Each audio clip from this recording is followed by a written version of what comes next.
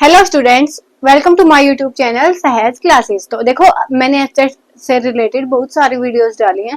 तो एक वीडियो में बच्चों को इतने सारे कमेंट थे टीजीटी साइंस को लेके, तो इसके लिए मैंने जो बुक्स है वो डिफाइन किया हुआ है, जो सिलेबस है वो डिफाइन किया हुआ है, अलग से एस्टेट की प्लेलिस्ट बनी हुई है। तो आप वहां पे जाके देख सकते हो। मैंने केमिस्ट्री का पोर्शन अलग से डिस्कस किया है, फिजिक्स का अलग से, बायो का अलग से। उसके बाद कैसे आप प्रिपेयर कर सकते हो वो भी है। लेकिन उसके बाद भी कुछ बच्चों के कुछ जनरल से कमेंट थे, डाउट्स थे उनको, तो मैंने सोचा उसके लिए वो वीडियो आज डिस्कस करते हैं। तो देखो, टीजीटी साइंस में मेन जो बच्चों का कमेंट था वो था कि हम जो ये पीवाईक्यू है वो कहाँ से करें, टीजीटी के जो पीवाईक्यू है वो कहाँ से करें। सेकंड था कि क्लास 12th की हमें कौन सी यूनिट पढ़नी चाहिए, क्लास 12th की कौन सी यूनिट पढ़े। अब टीजीटी साइंस है, होता तो 6 to 8 है, सबको पता है, लेकिन यहाँ पे जो यूनिट्स आती है वो 11-12 लेवल तक की आती है, ठीक है। उसके बाद था ये डाउट आप लोगों का। उसके बाद था कि जो मैंने नोट्स यहाँ पे आपको अवेलेबल करवाए हैं वो आपके लिए एनफ है या नहीं है। जितने भी मैंने आपके नोट्स डाले हैं, नोट्स की जो प्लेलिस्ट है वो अलग से बनी हुई है वीडियोज की, और एक एक 2-2 मिनट की वीडियो वो इसलिए है कि आपको ये पता चले कि उनमें डॉक्यूमेंट में मटेरियल कैसा है। उसके बाद आपने उसके डिस्क्रिप्शन बॉक्स में लिंक है, लिंक के नीचे आप उसकी पीडीएफ है वो निकलवा सकते हो अगर आपको अवेलेबल लगे तो। अब बच्चों का ये देखो, सबसे पहले आती है पीवाईक्यू की बात। तो पीवाईक्यू के लिए मैंने सबसे पहली जो फर्स्ट वीडियो थी ना, तो वहां पे आपको बताया था कि आर गुप्ता की बुक है, आपने वो लेनी है, और उस बुक में आपको ये नहीं मिलेगी, कंप्लीट एक्सप्लेनेशन नहीं मिलेगी। तो फिर अब ये मत सोचना कि अगर कंप्लीट एक्सप्लेनेशन नहीं मिलेगी तो इस बुक को लेने का क्या फायदा। इस बुक को लेने का ये फायदा है, आपको सारा जो मटेरियल है वो एक साथ मिल जाएगा। 2017 से लेकर 2023 तक के जितने भी आपके एग्जाम हुए हैं वो आपको सब एक बुक में एक जगह मिल जाएंगे, ठीक है। उसके बाद अगर वहां पे सॉल्यूशन नहीं है तो आप सॉल्यूशन कैसे करोगे उनका। तो इसके लिए आपने क्या करना है, सॉल्यूशन के लिए आप क्या करना है कि एक क्वेश्चन का सॉल्यूशन खुद ढूंढो, एक ही क्वेश्चन का सॉल्यूशन खुद ढूंढो। बाकी जो टीजीटी साइंस के जो पीवाईक्यू हैं उनकी वीडियोस मैं भी अपने चैनल पे अपलोड करने वाली हूँ, अभी नहीं की है, 1-2 दिन में अपलोड हो जाएगी, तो आप वहां से भी देख सकते हो। अदरवाइज मैं क्या बोलती हूँ, अगर आपने किसी भी यूट्यूब चैनल को नहीं देखना है तो इसका सबसे बेस्ट ऑप्शन यही है कि आप एक एक क्वेश्चन को गूगल से ढूंढो। जैसे ही आप गूगल पे आप एज इट इज जो क्वेश्चन है वो पेस्ट करोगे ना, तो एज इट इज जो उसका आंसर है वो आपको आ जाएगा। वो आपको आ जाएगा तो पेंसिल से अपनी बुक में लिखो, या तो एक अलग से कॉपी लगा लो, वहां पे लिखो उसको। उससे क्या बेनिफिट होगा, अब मैंने आपको वीडियोज में दिखाया, मैंने आपको सोल्यूशन दिखाया, आपको लगा कि सब समझ आ गया, लेकिन एक खुद समझने में और खुद से निकालने में बहुत ज्यादा फर्क होता है। जब हम खुद निकाल के देखते हैं ना, तो तब हमें पता चलता है कि हमें कितना आया है। एक वीडियो देखने के बाद सबको ही लगता है हमें कि ये समझ आ गया, लेकिन जब हम उसको खुद के लेवल पे निकालते हैं ना, तब दिक्कत वहां पे आती है। क्या करना है, एक एक क्वेश्चन को गूगल से ढूंढो, वहां से उसके आंसर खुद लिखो। अब देखो, इतना तो आपने अपने लिए खुद करना होगा। कोई भी क्वेश्चन है वो ऐसे टेट का पिछले सालों का as it is copy paste नहीं होता। किसी बच्चे को ये लगता हो कि एज इट इज उठ के आ जाएगा, ये हो सकता है कि टॉपिक सेम रहे, उसके अगल बगल के क्वेश्चन आए, तो अब आप जब गूगल पे ढूंढोगे तो उसके अगल बगल के क्वेश्चन के आंसर भी आपको मिलेंगे। तो और खुद से ढूंढ ढूंढ के लिखोगे तो ज्यादा समय तक याद भी रहेंगी, एकदम से माइंड में क्लिक होएगा जहां पे भी सेम चीज आपको दिखेगी। तो यहाँ पे इसका सोल्यूशन बस एक ही है, क्योंकि मैंने जितनी भी बुक्स देखी हैं तो उसमें मुझे सबसे अच्छी बुक यही लगी जिसमें कम से कम कंबाइंड मटेरियल तो मिलता है। रही सोल्यूशन की बात, तो मेरे अकॉर्डिंग तो मुझे यही बुक बेस्ट लगी। अगर आपको कुछ पता है तो आप कमेंट सेक्शन में बता सकते हैं कि किसी की हेल्प हो जाएगी, ठीक है। तो इसके लिए तो था ये जवाब। अब उसके बाद देखो, क्लास 12th की कौन सी यूनिट पढ़े।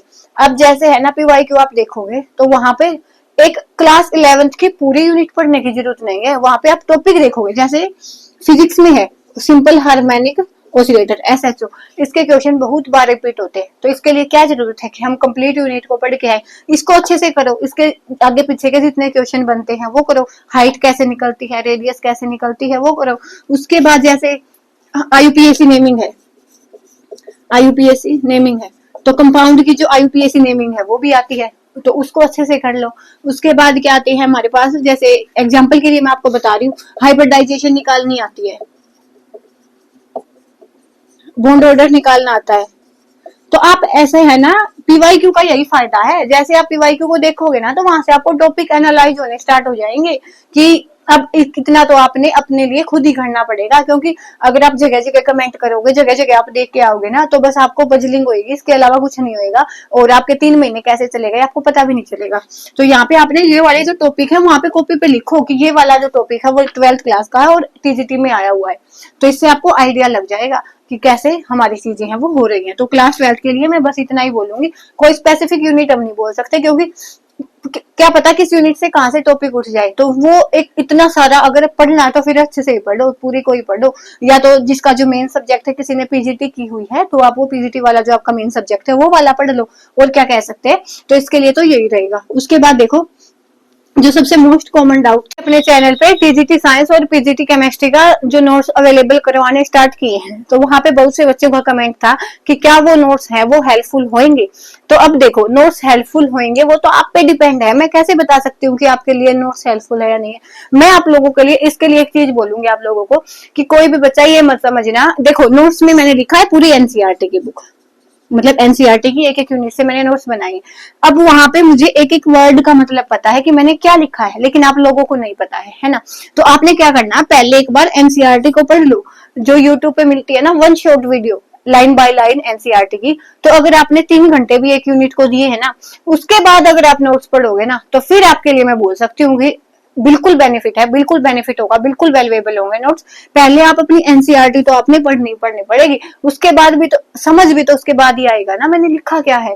अदरवाइज तो मतलब मैंने क्या पता, मतलब आपने अगर एनसीईआरटी नहीं पढ़ी, खुद से उसने याद किया आप लोगों ने, और आपने समझा ही नहीं कि वो चीज क्या है। अब वो थे मेन पॉइंट, वो कब काम आएंगे आपके, जैसे एक बार आपने एनसीईआरटी पढ़ ली, एनसीईआरटी पढ़ने के बाद उसके बाद जब चीजें बार बार पढ़ने होंगे ना, तो तब पक्का आपके लिए वो बेनिफिशियल है।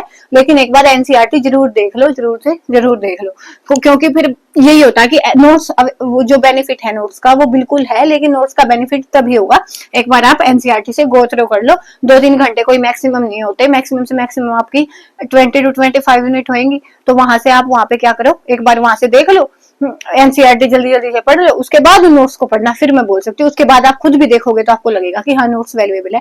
अदरवाइज क्या पता आपको कुछ समझ ना आए, कोई टॉपिक आपसे स्किप हो जाए, तो एक बार एनसीईआरटी को गो थ्रू कर लो। और नोट्स की जो वीडियो है वो मैं 1 by 1 डे बाय डे डाल रही हूँ। तो कई बच्चों का नोट्स के लेके ये भी कमेंट था कि क्या आप पूरी जो पीडीएफ है वो एक टाइम प्रोवाइड नहीं करवा सकते। एक टाइम पे पूरी कॉपी अपलोड करना इतना भी आसान नहीं है, क्योंकि पीडीएफ बहुत लंबी हो जाएगी। अब इतना जल्दी आप भी नहीं पढ़ रहे। अगर एक दिन में मैं 1 यूनिट के डालती हूँ और 1 यूनिट की आप पहले एनसीईआरटी पढ़ते हो और फिर उसके बाद नोट्स को देखते हो, तो एक दिन में आपसे 1 ही यूनिट हो पाएगी। अगर इतना भी आप कर लेते हो ना, तो वो भी आपके एनएफ से ज्यादा है। तो पहले आप वो तो करो।